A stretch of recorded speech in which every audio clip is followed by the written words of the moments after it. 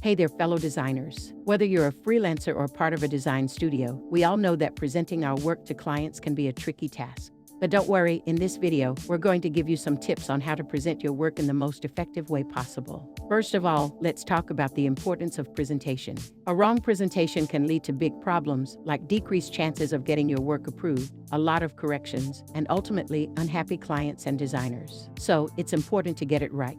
When it comes to presenting your work, simply sending an image to the client is not the best way to go. It's better to send it with some explanations, but even that is not ideal. The ideal way to present your work is during a face-to-face conversation, whether it's online or offline. When it comes to client expectations, it's important to remember that high or wrong expectations can lead to bad emotions about your work.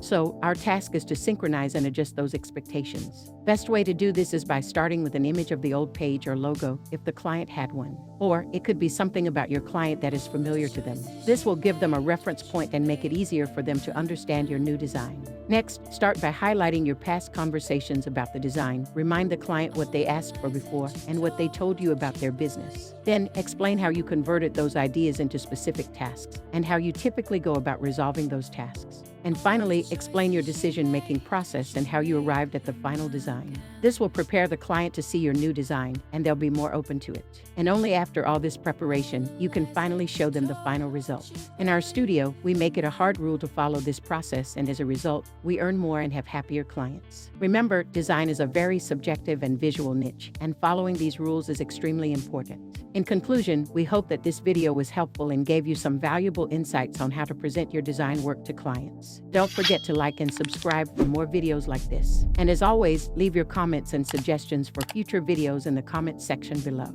Thanks for watching.